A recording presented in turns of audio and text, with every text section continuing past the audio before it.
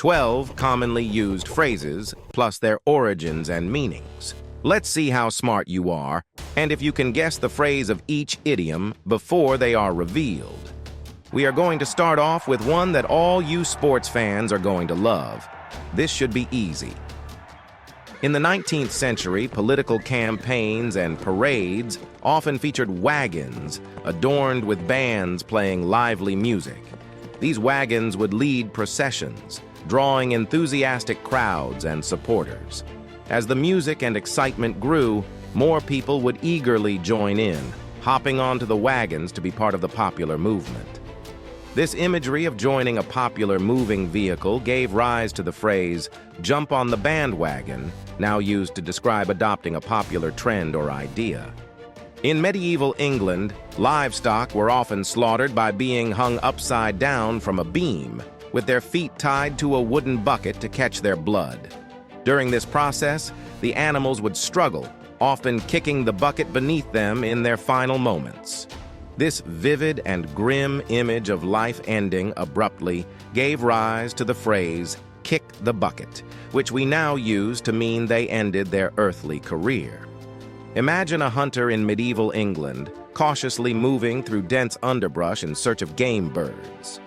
Rather than approaching the prey directly, the hunter employs a strategy of indirectly disturbing the birds by beating around the bushes to flush them out.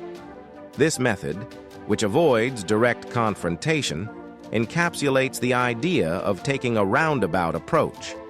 Thus, the expression "beat around the bush" emerged, describing someone who avoids addressing a topic straightforwardly.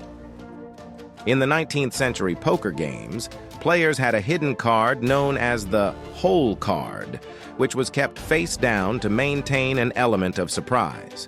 The ace, being the highest-ranking card, was especially valuable when kept concealed.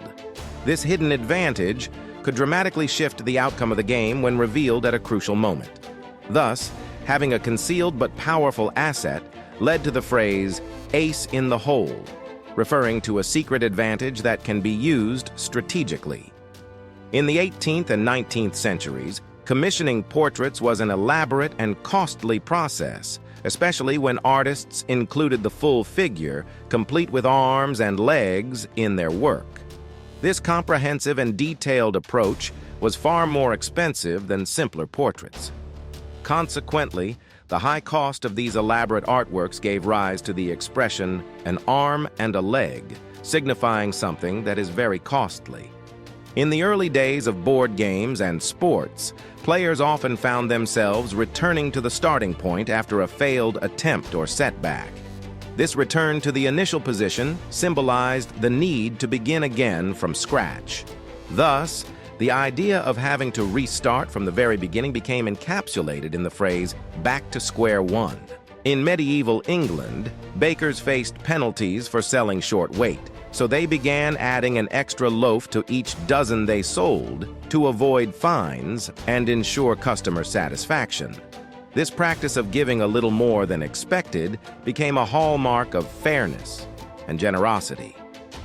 As a result, the term "baker's dozen" came to signify the practice of including an extra item beyond the standard count.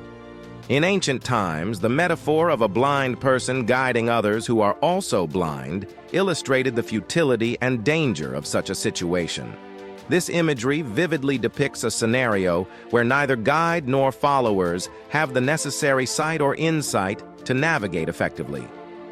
Consequently, the phrase "blind leading the blind" emerged to describe a situation where neither party is capable of providing meaningful guidance or direction.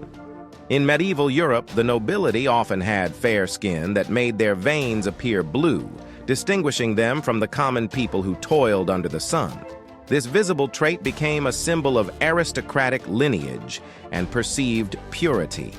Over time, the term "blue blood" came to represent noble heritage and high social status.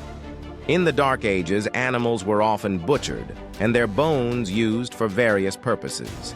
After a meal, dogs were frequently given leftover bones to gnaw on, but they might become possessive and persistently chew on their favorite bones.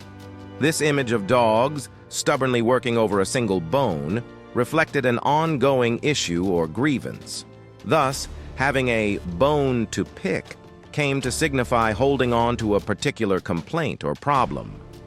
In the early days of dental hygiene, people referred to the thin, almost invisible layer of enamel on their teeth as the skin of the teeth. This delicate and nearly imperceptible layer symbolized a very slim margin of safety or survival. Consequently, narrowly escaping a difficult situation came to be described as making it by the skin of your teeth. In the early 20th century, carnival games frequently awarded cigars as prizes for skilled players who achieved near-perfect scores. If a player fell just short of winning, they would miss out on the cigar, despite their close attempt.